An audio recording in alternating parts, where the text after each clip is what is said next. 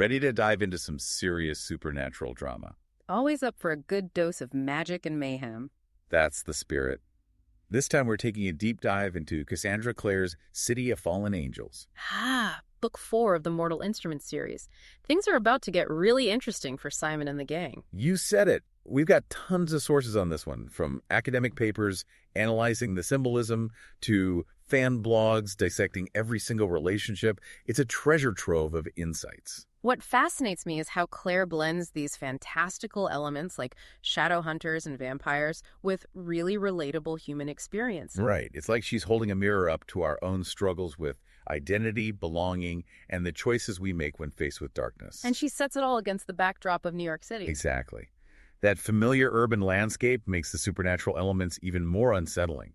Like, what if those shadows in the alleyway actually hold something sinister? It makes you look twice at the everyday world, doesn't it? Totally. Okay, so for anyone who hasn't yet delved into this world, let's start with Simon. He's our protagonist in City of Fallen Angels, a newly turned vampire trying to navigate a world that's suddenly become very complicated. Talk about a major life change. He's basically grappling with two identities at once. The human he used to be and the vampire he's becoming. Right. Imagine craving blood while trying to have dinner with your family. And that's just the tip of the iceberg. He's also dealing with intense bloodlust, the constant fear of exposing his true nature, and the pain of feeling alienated from everyone he loves. Talk about an internal tug-of-war. It's no wonder he finds himself drawn to the Shadowhunters. Ah, yes, the Shadowhunters. This ancient, secret society dedicated to protecting humanity from demons. They're a fascinating bunch. You've got Clary and Jace, this star-crossed couple with a forbidden romance. Then there's Isabel, a fierce warrior who becomes entangled with Simon. And let's not forget Alec, Isabel's brother, who's navigating his own complicated feelings about love and duty. It's like they represent this whole other world, hidden beneath the surface of our own. A world with its own rules, traditions, and ancient conflicts. It's definitely not all black and white, even when you're dealing with angels and demons. And that's what makes it so compelling. We see that play out in the relationships between the characters. Take Clary and Jace, for example. Their love is forbidden by the Shadowhunter law. It's a classic Romeo and Juliet scenario, but with a supernatural twist. Exactly.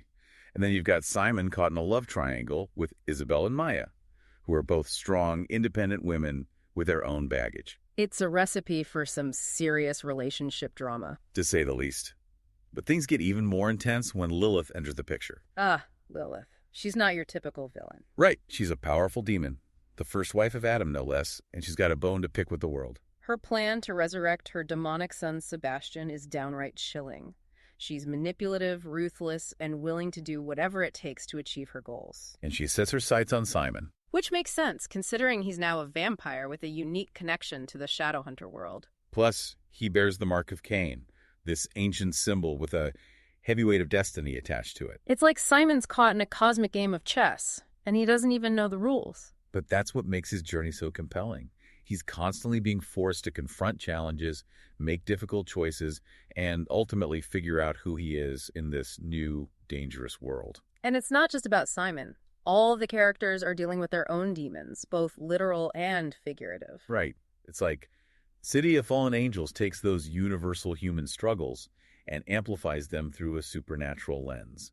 We see that play out in the complex relationships, the moral dilemmas, and the constant battle between light and darkness. It makes you wonder, what choices would we make if we were in their shoes? And as the story unfolds, it's like those layers of intrigue keep peeling back, revealing more and more about Lilith's truly wicked plan. Oh yeah, things get seriously dark. Remember that scene in the hospital with Jocelyn and the deformed baby? Ugh, it's one of the most disturbing moments in the book. And it gives us a glimpse into Lilith's true intentions.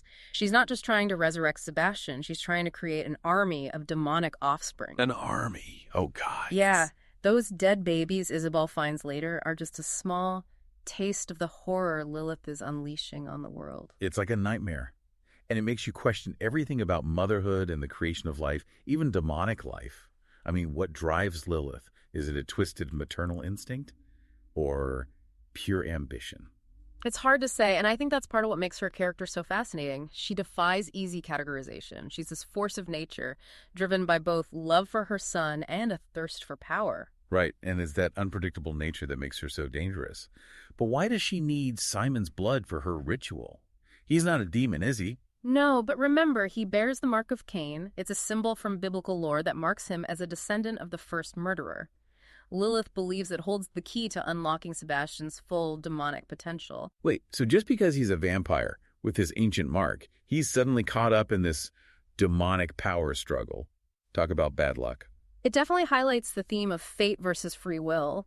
How much control do we really have over our lives when forces beyond our understanding are at play? Right. And it's not just Simon who's being manipulated. Lilith has her claws in everyone, including Clary and Jace.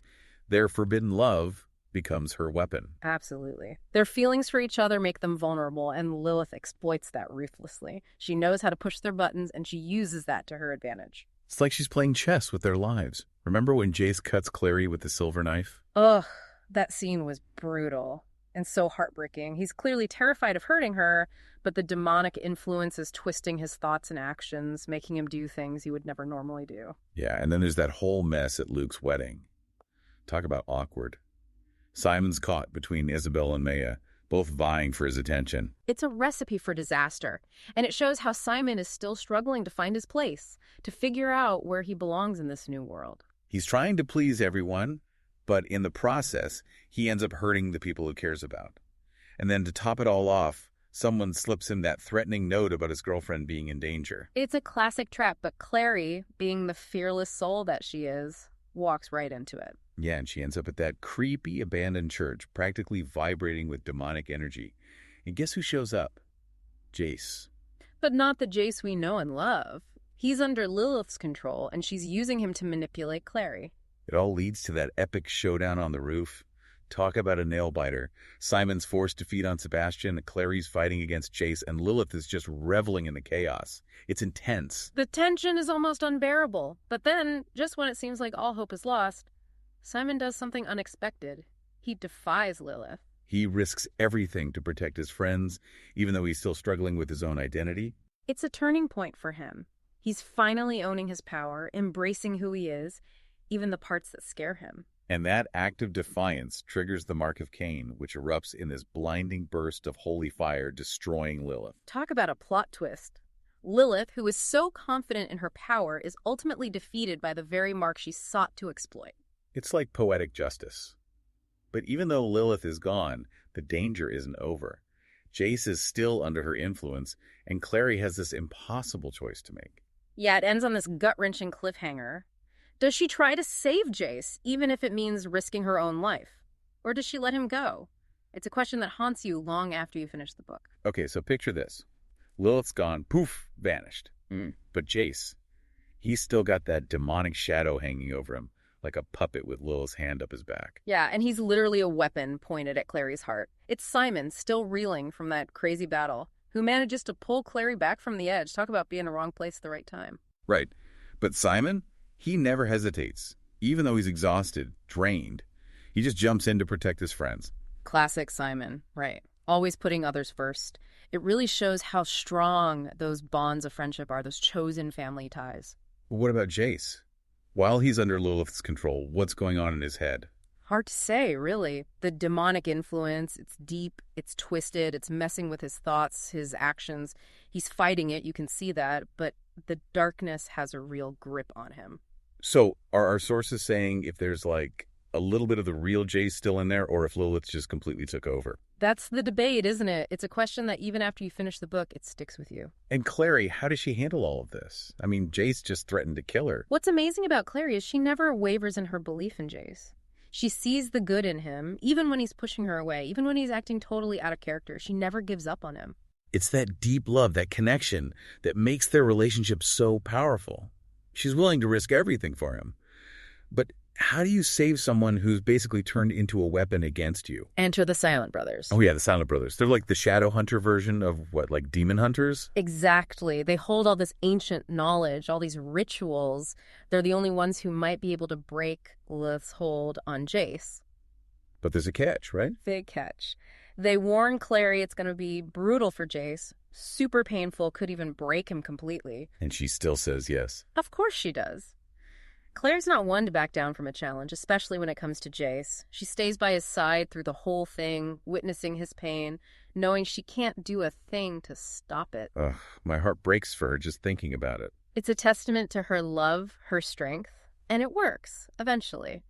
The Silent Brothers, they manage to break Lilith's control, but Jace, he's not unscathed. So he's free from the demon, but is there, lasting damage? He's definitely traumatized. It's going to be a long road to recovery, and even then, who knows if he can ever truly escape the shadow of what he did while Lilith was pulling the strings. It makes you wonder about the impact of trauma, even when the danger's gone. But there are these flickers of hope, too, right? Like when Simon finally tells Luke about biting Maureen. Oh, that scene. Simon's so terrified of being rejected, judged. But Luke, he just gets it. He says, be what you are. No one who really loves you will stop. It's such a powerful message, not just for Simon, but for anyone struggling to accept themselves, flaws and all. And in the end, it's that acceptance, that love that shines through. Clary forgives Jace. Isabel seeks out Simon. It shows that even after all that darkness, healing and connection are still possible. So it's a happy ending. Not exactly. There's this lingering question of Sebastian.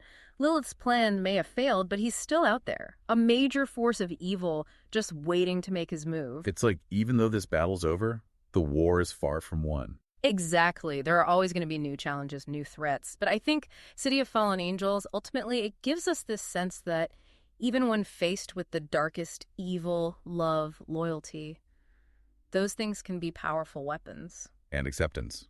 Don't forget acceptance.